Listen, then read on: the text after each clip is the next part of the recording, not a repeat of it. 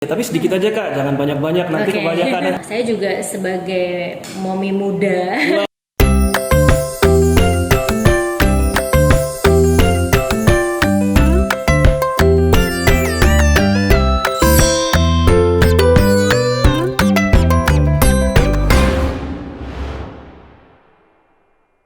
Memiliki rumah impian adalah dambaan setiap orang. Di masa pandemi ini, untuk rumah idaman belum tentu mengeluarkan biaya yang sangat besar. Itu tergantung dari para pemirsa yang membuat budget dan untuk peralatan kebutuhan rumah tangga. Di acara kali ini, nanti kita akan membahas soal home living dan bagaimana sih caranya kita membuat budget yang sesuai, sehingga rumah idaman tersebut bukanlah hanya impian dan dambaan setiap orangnya.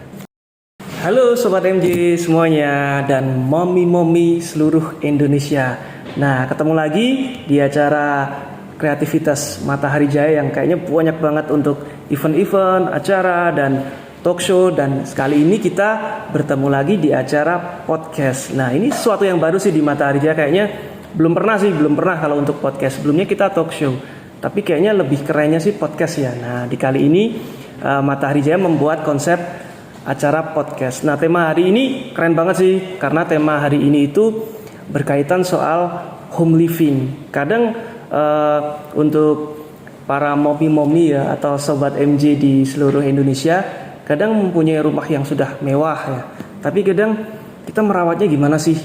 Kita untuk tips perawatannya, untuk trik untuk mengakalinya dari sisi interiornya, eksteriornya, gimana sih caranya biar bagus? Nah, di acara kali ini kita akan mengupas tuntas soal home living. Jadi agar Sobat MJ dan momi-momi seluruh Indonesia itu tahu, oh saya punya rumah seperti ini, tapi cara mengkonsepnya seperti ini, merawatnya seperti ini. Nah, untuk soal berkaitan idaman nih, nanti kita ada tamu idaman yang membantu saya di hari ini untuk podcastnya, yang beliau ini seorang bisa dibilang Wonder Woman sih. Wah, nanti kenapa kok bisa disebut Wonder Woman ya? Jadi soal home living, soal perawatan rumah ya, interior, eksterior, beliau ini sangat menguasai sekali. Tapi sebelum itu saya pengen ingetin nih, nanti akan ada kuis. Nah, nanti kuisnya pertanyaannya apa sih? Pertanyaan itu berdasarkan nanti obrolan saya sama bintang tamu. Jadi harus stay tune lihatin podcast Matahari Jaya kali ini, karena kuisnya tuh pertanyaannya dan jawabannya ada di materi video ini, jadi harus nonton dari awal sampai akhir. Tapi sebelum itu, jangan lupa nyalakan loncengnya dan subscribe di YouTube Matahari Jaya. Halo Sobat Matahari Jaya di seluruh Indonesia.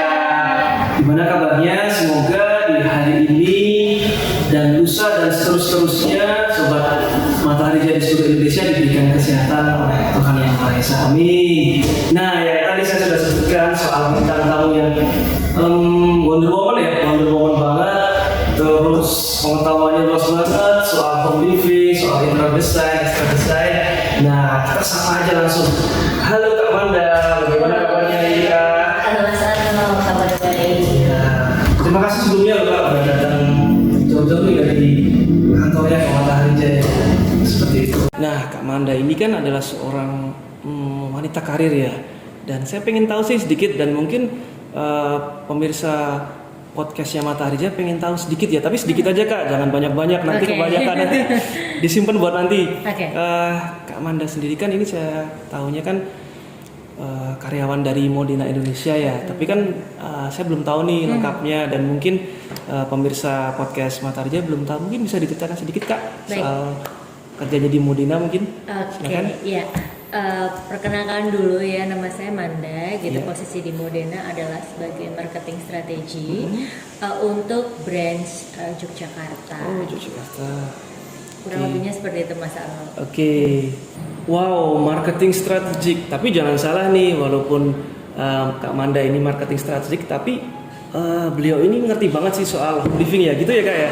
Nah, malah kayaknya saya jauh banget kalah sama Kak Manda. Jadi nanti kita bisa saling share ya, diskusi, apalagi kan kalau pemirsa ini kayaknya banyak banget yang kurang tahu soal home living ya Kak ya. Oke, langsung kita mulai aja. Jadi kalau berkaitan home living itu kan paling awal itu kan berkaitan soal kebun ya Kak. Kebun ya, kita bicaranya soal tanaman hias nih, karena kan kayaknya di 2021 ini banyak banget sih momi-momi di seluruh Indonesia tuh tanaman hiasnya tuh bervariasi banyak banget. Kalau menurut Kak Manda sendiri sih di tahun 2021 untuk tanaman hias yang paling apa ya? Instagramable. Jadi kalau momi-momi tuh pada selfie, tiktokan ya di kebunnya tuh biar keren itu bisa dijelasin nggak sih Kak untuk tanamannya tuh tipe apa, terus perawatannya bagaimana gitu? Bisa nggak Kak? Oke. Kalau untuk kebun sendiri, saya berdasarkan pengalaman pribadi aja mungkin ya Mas Arnold ya gitu. Karena kan saya kalau di kantor berkaitan dengan produk gitu kan. Kalau untuk kebun sendiri mungkin representasi dari rumah saya mungkin ya. Nah, saya juga sebagai momi muda. Waduh, ini momi muda guys. Saya juga momi muda 2 anak nih gitu kan ya. Bagaimana caranya menciptakan suasana yang hangat, yang warm untuk anak-anak saya terutama gitu kan masih balita ya. Jadi mereka juga membutuhkan stimulasi gitu ya, stimulasi untuk melihat hijau-hijauan gitu, apalagi yang tanaman segar gitu ya, segar gitu, betul, apalagi betul. kondisi seperti ini, kondisi di era pandemi, kita meminimalisir untuk melakukan perjalanan gitu, apalagi melindungi anak-anak saya terutama gitu. Jadi sedikit mengikuti hype yang sedang berlangsung gitu ya, dengan banyak tanaman-tanaman hias seperti janda bolong mungkin ya seperti itu. Nama ilmiahnya mungkin saya kurang terlalu paham, mungkin momi-momi yang ada di rumah yang lebih paham ya.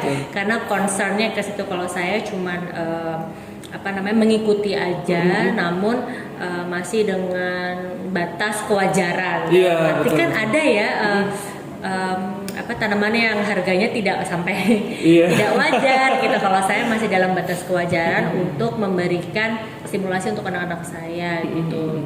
Saya juga ajarkan untuk menyiram tanaman kayak gitu. Waktu kita menanam pun juga mereka bermain dengan tanah, pupuk gitu ya. Jadi nggak takut kotor ya Kak ya? Nggak takut. Ya justru itu merangsang juga, karena kan di sini kita juga harus berkorelasinya dengan dekorasi tanaman. Jadi saya tetap mengikuti yang lagi hype itu, namun masih dengan tatanan yang nggak terlalu mewah-mewah banget sih Mas Arnold. Jadi masih homey, menciptakan efek-efek home. Nggak terlalu kayak apa ya, fanatik banget gitu ya kayak gitu. Yang ada aja yang bisa kita displaykan, mungkin dengan rak-rakan yang kita bisa lakukan dengan DIY gitu. Kita bisa bikin sendiri. Tentu saja kalau saya masih ngelibatin anak-anak. Tapi kalau sudah larinya ke arah-arah berbahaya gitu yang bisa kita buat, ya jangan. Saya bikin-bikin sendiri. Kadang kalau saya pernah lihat berita sih Kak, jadi ada yang beli tanaman tuh sampai ditukar Honda Jazz. Itu kalau menurut Kak Manda gimana ya? Sampai orang segitunya gitu, sampai fanatik banget. Iya, itu maksudnya fanatisme. Kalau saya masih dengan apa yang bisa kita kerjakan, apa yang masih ada yang di rumah, misalnya kayak saya punya tali tambang. Nah, ada pot yang ringan dengan misalnya kasih pohon-pohonan cabai gitu kan. Nah, cabainya juga bisa dari biji cabai yang udah ada di rumah kayak gitu. Jadi kita meminimalisir sampah juga. Dari situ kita daur ulang, terus pakai tali-talian itu simpul. Itu kita biasanya sih kalau saya lihat dari Pinterest. Dari Pinterest nanti gimana kita simpul udah digantung. As simple as that. Jadi nggak usah perlu budget yang mahal. Kayak temanya Mas Arnold pada hari ini, kita meminimalisir budget. Nah itu tips and triknya menurut pengalaman pribadi seperti itu. Wah keren nih guys. Jadi tips and triknya soal tanaman hias atau berkebun dari Kak Manda itu sesuai tema kita ini. Jadi kita mempunyai rumah idaman ya, itu mewah, itu belum tentu kita mengeluarkan budget besar. Kadang saya lihat yang di berita tuh sampai cuma beli tanaman satu ditukar sama mobil guys. Itu ngeri banget. Jadi di Indonesia tuh kadang yang lagi viral, orang tuh berani melontorin banyak uang ya buat cuma viral di sesaat. Tapi itu juga hati-hati juga, karena dulu tuh pernah juga ya Kak, ada namanya gelombang cinta ya kalau nggak salah ya. Tuh lagi meledak-meledaknya, harganya puluhan juta, tapi saat udah down ya itu jadi kurang laku. Itu kan juga tak baik juga ya Kak ya. Yang penting tuh kita yang dibilang Kak Manda tadi, jadi Intinya kita mengemas yang menurut kita tuh nyaman ya. Terus kalau buat main anak-anak kecil itu juga masih aman ya. Estetikanya terus juga ya. bisa. Betul, wah itu estetika guys gitu.